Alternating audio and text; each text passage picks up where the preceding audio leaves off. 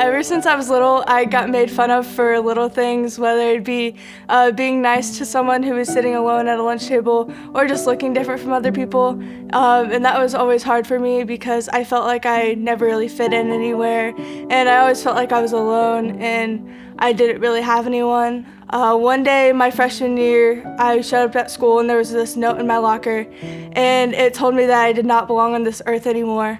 And I just remember feeling in that moment, feeling alone and afraid, and wasn't really sure what I was supposed to do or like who I was supposed to tell or anything. So I kind of just threw it away and just didn't really think about it until later that day. My friend came up to me and was like, "What happened earlier?" And I just told her everything was fine, like nothing happened, but she could obviously tell that something was up. So she went to administration, told them what had happened, and then we had to have this talk, and I just still told them that everything was fine because I did not want to be the person to get people in trouble, because I just wanted to be the nice person and not be that type of person. And then it just kept getting worse and worse. My mental health just kept getting worse and worse. And I didn't want to reach out for help because I was scared. I was scared of what other people would say, and I was scared of just what would happen. I was afraid that I would be shamed for reaching out and just for asking for help. Later that I realized that after I reached out for help, how much it really did help and how much it really saved me, because I truly believe that if I did not reach out for help, that I would not be here today. Then later, during my sophomore year of high school, my mom got really sick with a bunch of different illnesses and things, but the doctors could not really figure out what was wrong with her. And then later, she came out of the hospital for a while, which was really good. She was able to go back to her job and be able to go do normal things. But then later, at the beginning of my junior year, she actually got sick again and had to go back into the hospital. And we knew that because she had to go back into the hospital, that it wouldn't be good this time. So at the beginning of the week, when I got the phone call that my mom had to go back into the hospital, I immediately was scared. I didn't really know what was going to happen, and I was kind of lost and confused because she had gotten better before, and I was just questioning why this would be happening again and why she would be sick again. That next day was really hard getting up and going to school because I did not want to get out of bed because I just didn't want to face the day, and I honestly just didn't want to face people at school because I knew they could tell that I wasn't doing very good, and I knew that they knew that my mom wasn't doing good, so I knew they'd ask questions. But really, in reality, when my friends would come up to me and ask questions about my mom, it really helped me because it really helped me process what was going on and just be able to verbalize the situation and just everything that was happening. The day that my dad actually told me that my mom wasn't going to make it to the end of the week, I just didn't really know what to do. I was kind of numb. I was dumbfounded. I just didn't know how to process it. I didn't know I knew what was going to happen. I just didn't know how it was going to happen and how soon. After that, I called one of my mentors and I just told her what was going on, and she really helped me through that, and she just told me that everything would be okay and that it'll all work out in the end. And then I remember the day after that going to school, and all my teachers knew about it, and they would all just come up to me and give me hugs and just tell me that I was loved and I was cared for and that everyone was just always there for me. And that always just made me feel less alone in the moment, and like people actually cared and they would help me through the hard times. And then I also remember the day that she actually passed away.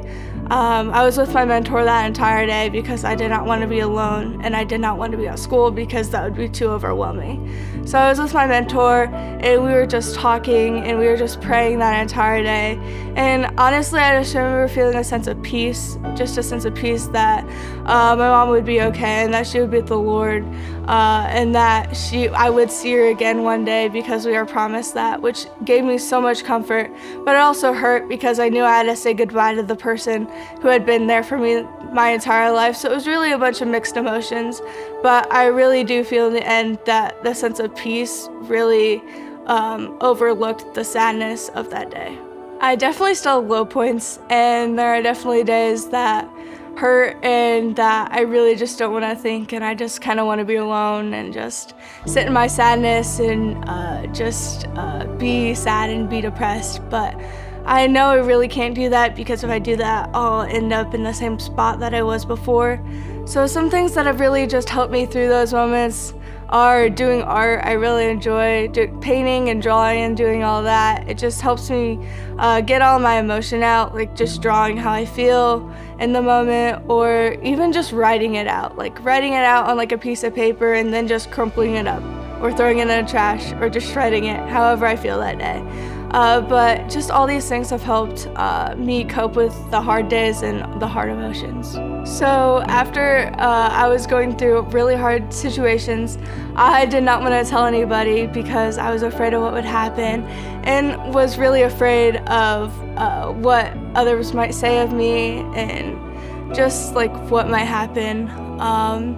And just keeping that as a secret was not good for me. It just kept tearing me down.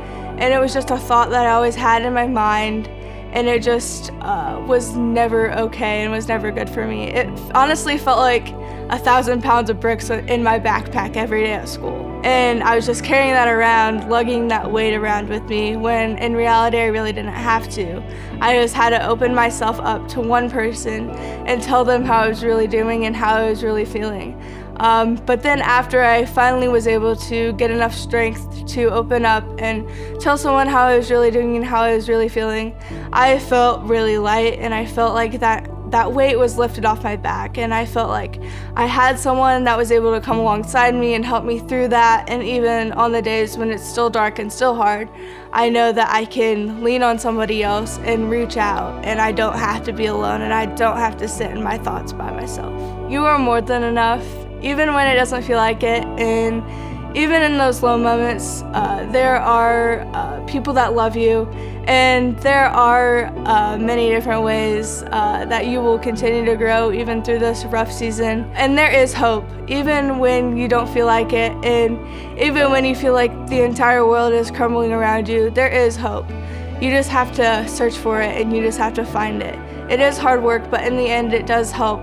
It is really beneficial, and it just makes you feel so much better, and it'll help you get out of those low points. And even when you are feeling like really depressed and really, really, really low, just know that you are loved, and there are people that care for you no matter what you're going through and no matter what you're facing.